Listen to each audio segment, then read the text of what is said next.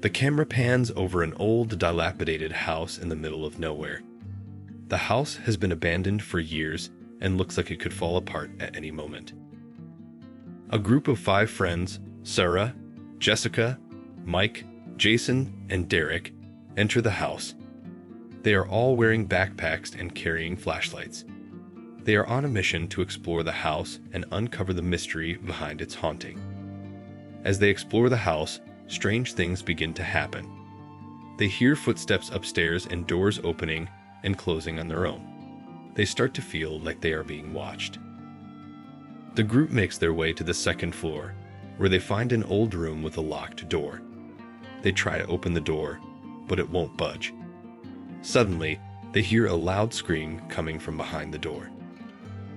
The group runs downstairs and out of the house, terrified. They realize that they have uncovered something much darker than they had anticipated. The group is standing outside the house, trying to catch their breath. Suddenly, they hear a car approaching. They turn around to see a police car pulling up. The group is being questioned by a police officer, Detective Miller. He asks them what they were doing in the abandoned house and if they found anything of interest. The group tells Detective Miller about the locked room and the scream they heard. Detective Miller looks surprised and tells them that the house has been abandoned for years and that no one should have been in there. Detective Miller and the group return to the house. They make their way to the locked room and try to open the door.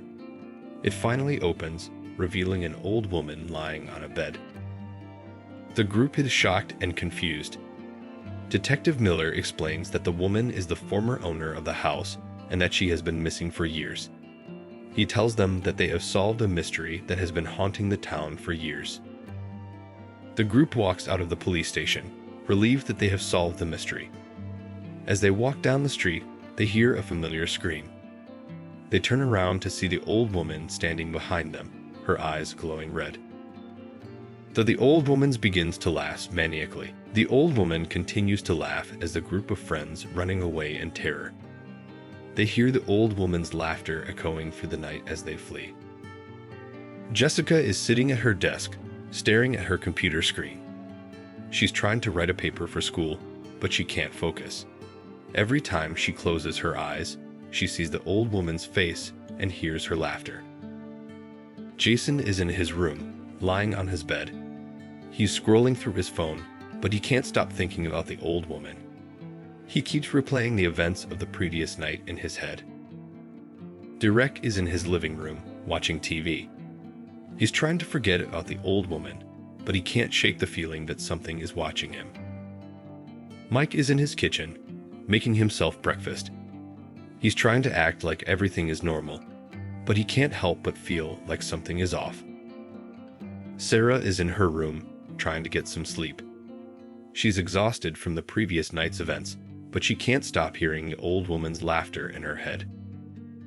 The camera pans over the abandoned house in the daylight. It looks even more ominous and foreboding than it did at night.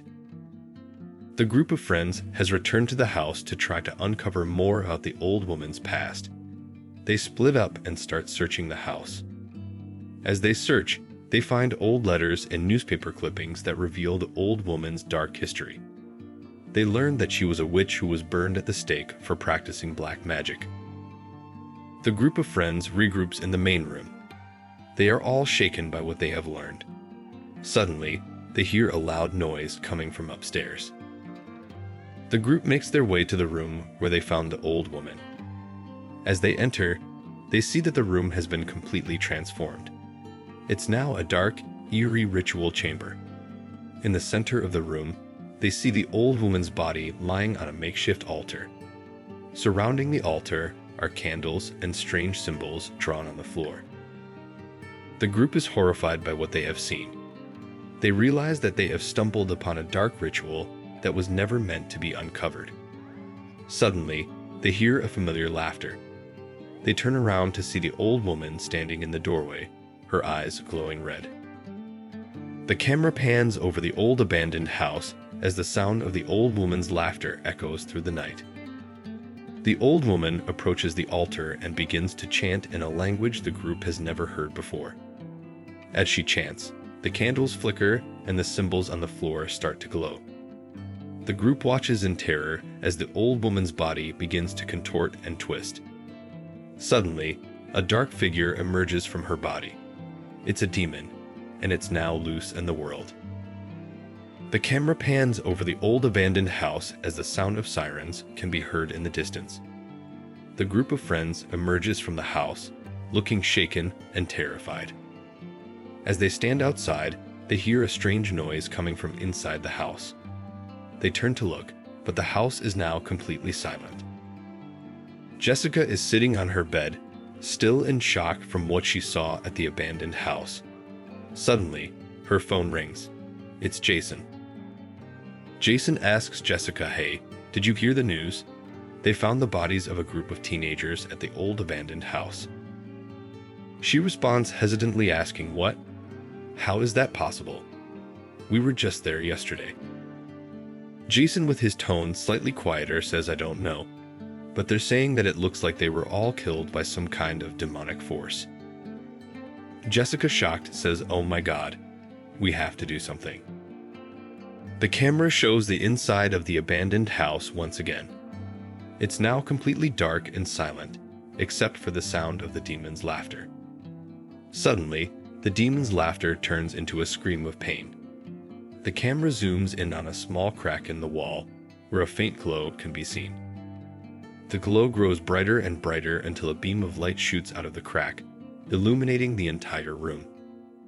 The demon's screams grow louder and more intense until suddenly they stop. The camera zooms in on the crack in the wall, which is now widening. A hand reaches out from the crack and grabs onto the wall, pulling itself out. The hand belongs to the old woman, but she looks different now.